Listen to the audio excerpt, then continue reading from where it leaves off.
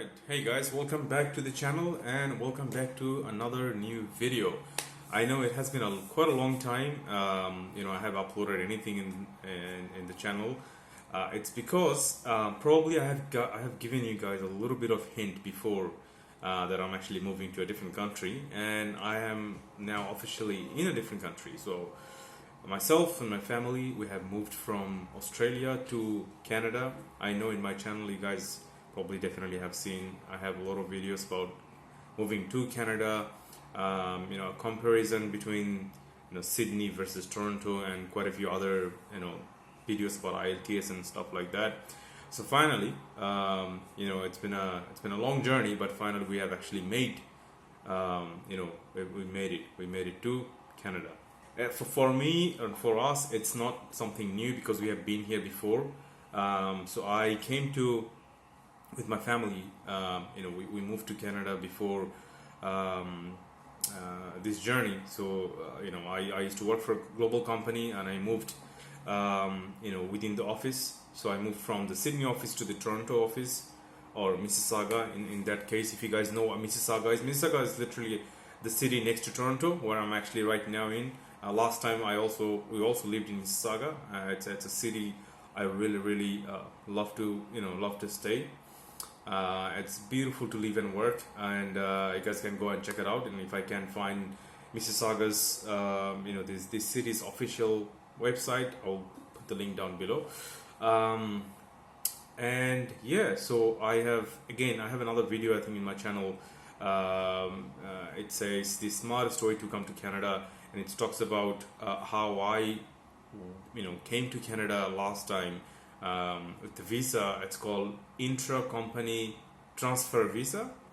If you work for a global company, and if you already have office in Canada, that video explains the whole thing, but there's a way that you can actually come in. So my philosophy was that I'm gonna be coming to Canada if I really want to come and live in Canada. I want to come to Canada not for 1 month, not as a visitor, but actually I would like to live for a longer time, at least a year, 2 years, or even 3 years. That was the initial plan, so that I get to experience the life, the housing situations, the school, the health, and so on and so forth, the whole thing, right? Because if I come to a different country, to anyone, if you go to a country for just 1 month, everything will look good to you because you're just a tourist, right? You'll probably be staying in an Airbnb or a hotel, and 3-4 weeks you're gonna be going to all the nice places, all the scenic places, all the historical places, and then everything will look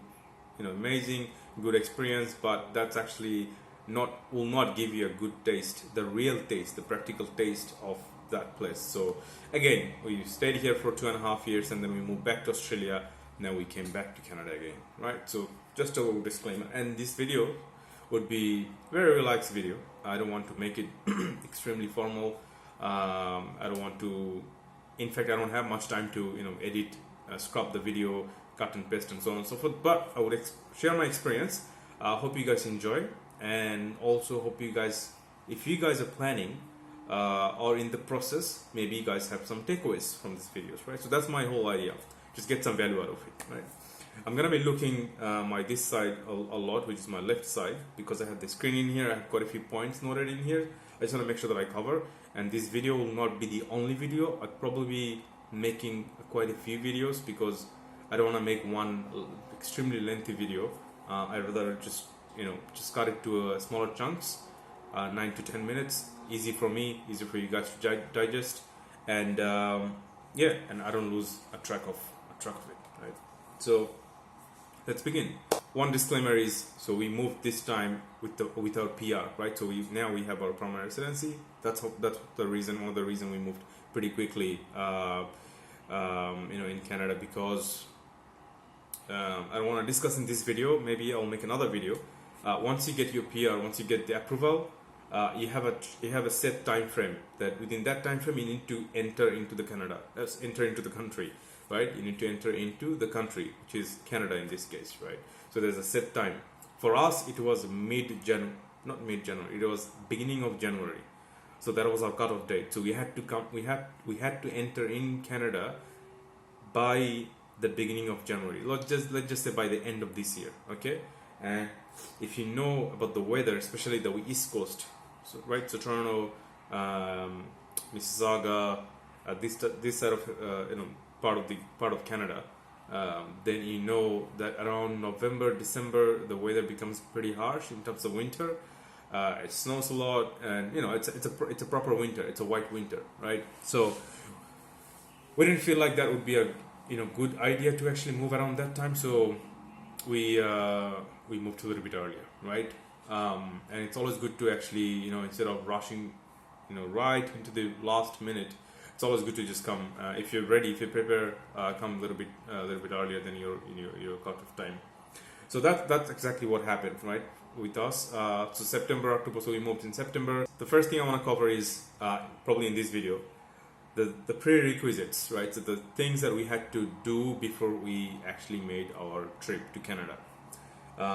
Again, not many people would be in this situation, but if any of you guys are watching this video, I know there are quite a few people watching from Australia, but at the same time they would like to come to Canada. For you guys, this might be very important. Others, maybe not. Obviously, if you live in a different country, you probably have different requirements and prerequisites. So I'm going to mention quite a few points. So the things that we needed to before we came to Canada, before we actually made the trip official. So first thing we needed, which is really crazy, we needed to have approvals for all of us, approved by approval from Australian government, right? Even to leave the country, we had to apply for this approval for the exemptions, outbound travel exemptions, right? So we had to apply for that for all of us, and luckily we got that approval based on my applications pretty easily and quickly, because there's one key point is I already booked the ticket before I applied for the approvals, right? I don't know what would have happened if I would have just applied for the approvals and then booked the ticket. Maybe not, but I actually had to take this risk, and and it actually worked. So we got the approval pretty easily. It's free. I don't know, are they still asking people to apply for approval or not, exemptions or not? But I had to apply for myself and my family members. Second thing we had to do is we had to get a double vax. We had to get the double vaccines, right? Now you can come to Canada. I think you still can come to Canada without the vaccinations, double vaccinations, but you have to come in here and then you need to do your quarantine. So you need to do your quarantine if you are not double vaxxed. Even if you use a single vax, if you have single vaccination, you still need to do the quarantine. And then the last thing, which is pretty common now to, I guess, all the countries, all of the travel, that you have to have a COVID negative PCR test with you before you fly, 72 hours prior to your flight. If you come to Canada through US, then even if you have anyone in your family who is or who are below 5, they also need to have their COVID negative test, the PCR test, right? For Canada, you don't need, you only need the people who are 5 or above 5, right? Anyone below 5, you don't need any test. So that's a little tip, just so you know. If you come to Canada through the US, right? So say for example you're in Australia, you want to come to Canada, and your flight is let's say you're in Sydney, right? So Sydney to Los Angeles, or Sydney to San Francisco, and then from there you come to Toronto. You have to have a visa-like documents issued by the US government. It's called ESTA, E-S-T-A. You have to apply for that for all of the members of your family, okay? So please remember that. If I find the link, I'll put the link down in the description box.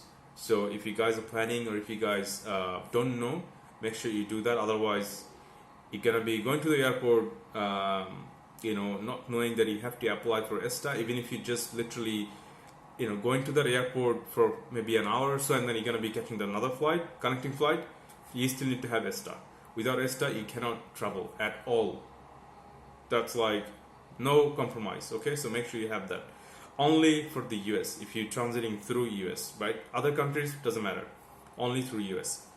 So keep that in mind. So that's another thing also we had to make sure that we have it with us. Okay, so these are the prerequisites. Obviously the plane tickets, it's pretty obvious, and the COPR documents, which is the documents that you get when you're offshore. When you're offshore and you need to travel to Canada with that documents, once you land, you become, then your PR gets activated, right?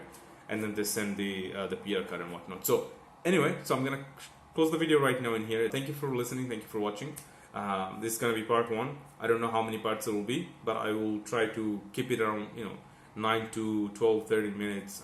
Smaller chunks so you guys can absorb, digest, and get the value out of it. And if you like this, give it a like. If you haven't subscribed, make sure you subscribe.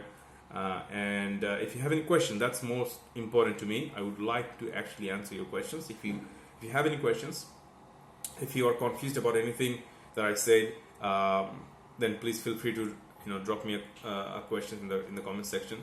It's always useful to actually have this sort of platform to interact with you guys, and it's all adding the value, right? If you have any questions, if I know, I'll answer it. If I don't know, then I will go find out, and then I'll give the answer. If any of you guys know the answer of someone else, then just write the answer there. As long as we can help each other, that's all matters to me. So thank you for watching again, and I'll see you in the next video.